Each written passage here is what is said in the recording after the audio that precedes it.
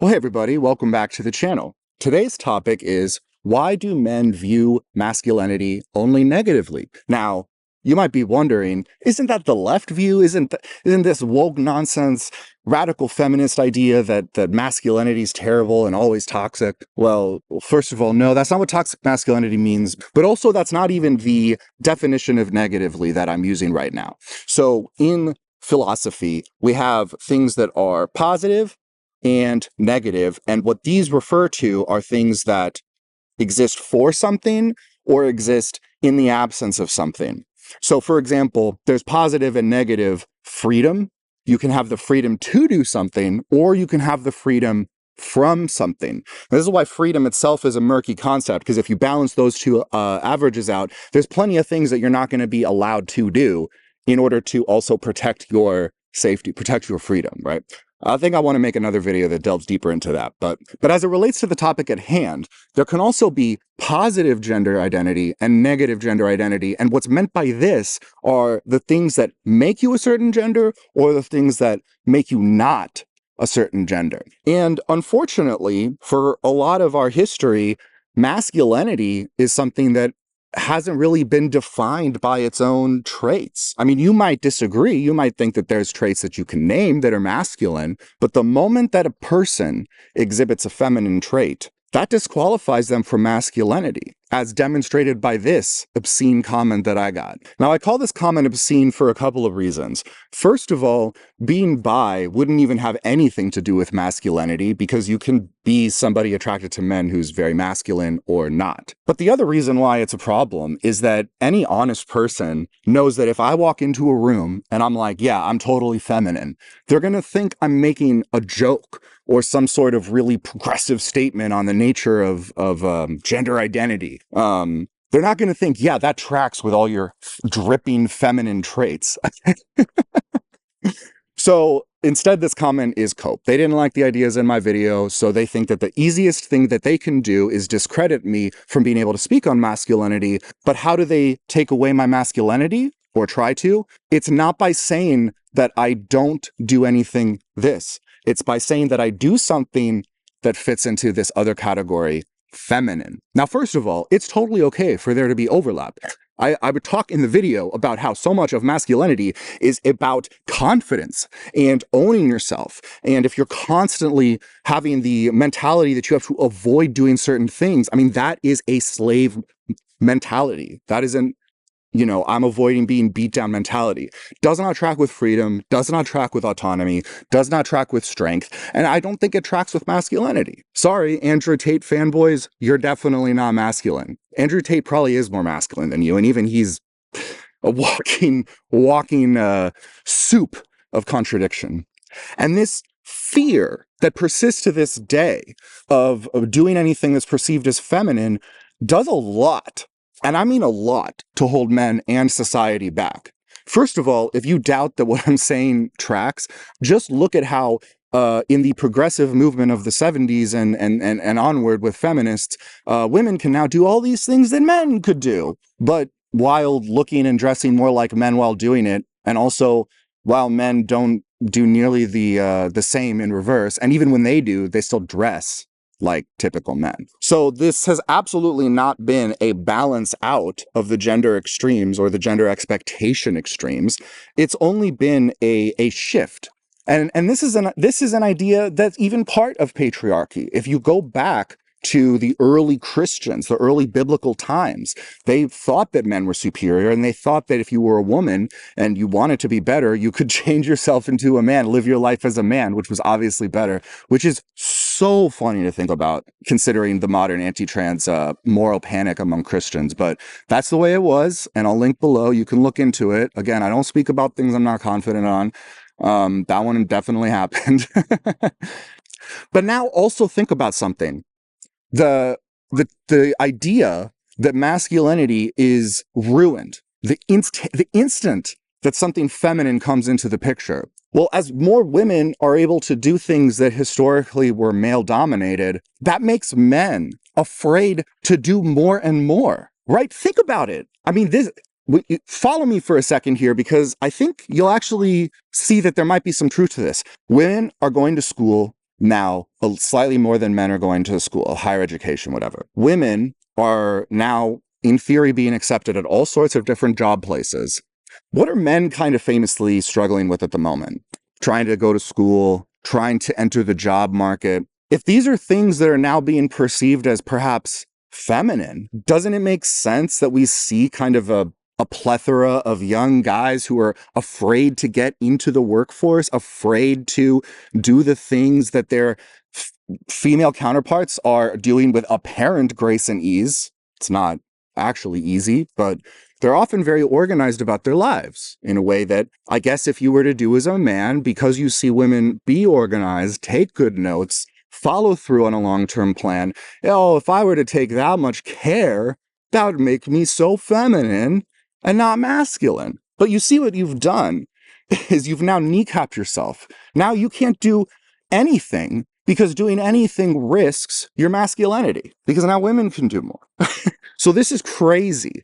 And I think it speaks to one of the weaknesses of patriarchy and one of the strengths that we as individual men can reclaim in the world. All right, I want this video to be empowering. If you're a man and you feel like society is against you, I hope this video is for you. I genuinely want to get you in a better place right now because men, unfortunately, do need leadership. We need to see somebody doing the thing so that we can picture ourselves doing the thing, right? A tale as old as time. I mean, this is the whole reason why the woke left supports representation, is because it actually matters to see people who look like you doing it. This is the whole reason for the Gamergate and the mid 2010s movie woke casting hysteria the white men were facing. They were like, well, I can't relate to it as well if it doesn't is not a white man in the lead role.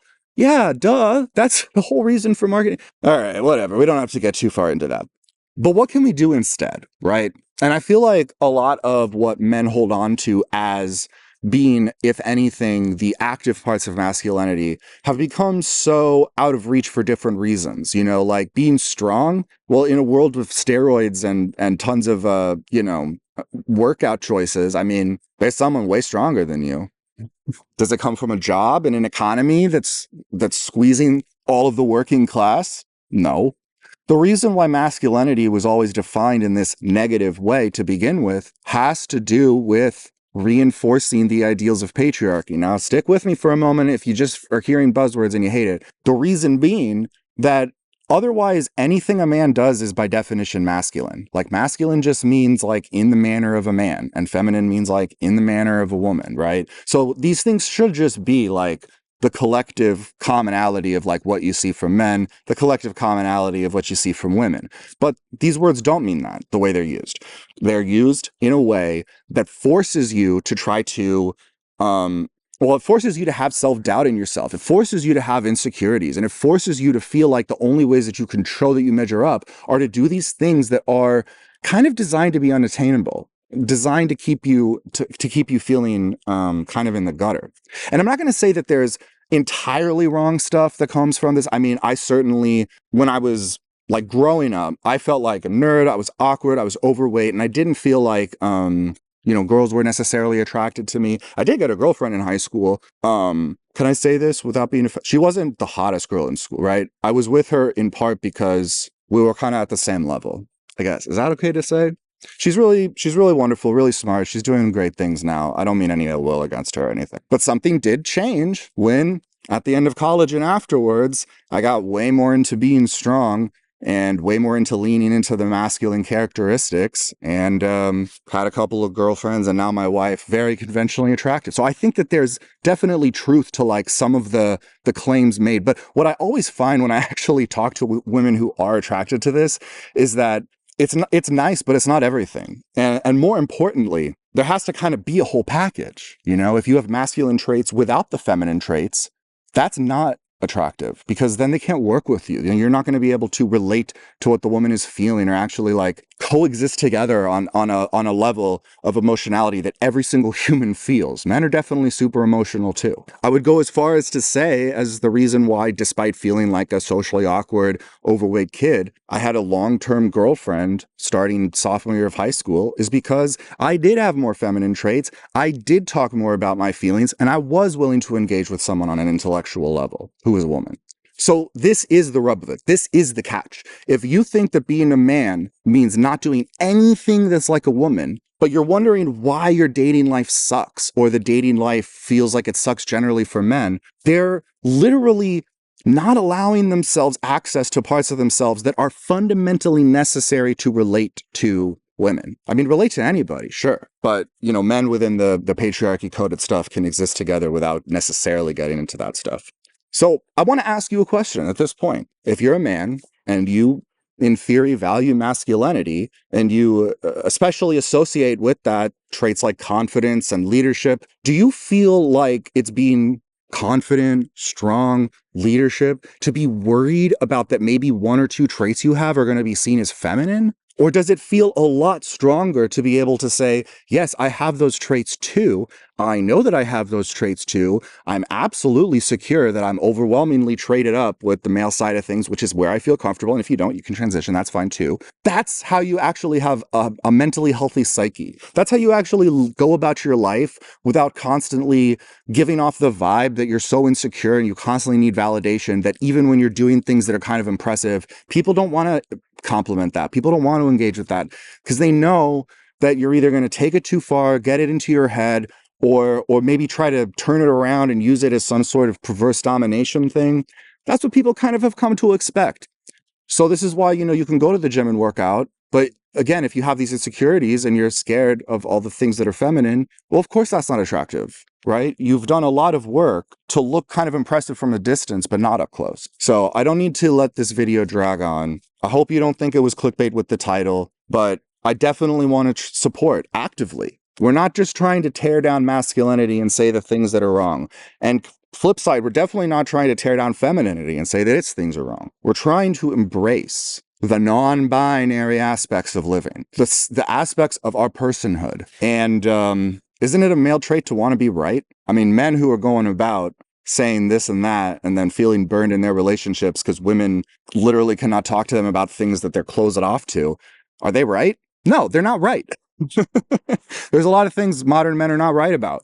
Don't you want to be right? I don't know. Just another angle to throw out there in case that matters to you, because I still use that one from time to time. I'm going to be honest. I really like to be right. I liked being right when I was younger, and I wasn't right about everything. And I like being right now, and I'm still not right about everything. But there's a consistency and a cohesion to the things that I profess these days that is far less changeable because it's built on a much stronger foundation. And I know that one of the things that's right is that masculinity has to have positive aspects of gender identity as well as, well, no, it doesn't even really need the negative ones unless it's like, don't be a bitch, right? In the pejorative sense and not. Anyway, I can talk myself in circles, but since I mostly get conservative viewers, it's like, you guys don't care. So what the fuck? Anyway, all I'm trying to say is be a man, be comfortable in your own skin, build other men up, and life doesn't have to feel quite so brutally difficult. There's a way to take it easy. There's a way to be chill. And a lot of people might even say that the guy who's able to be chill, stoic, do the things they value is the most masculine person of all. So maybe we can kind of return to that a little bit and without the rapey, homophobic stuff. Anyway, just a thought. Love you guys. Feel free to leave your thoughts in the comments below, and I'll see you in the next video. Thanks for watching.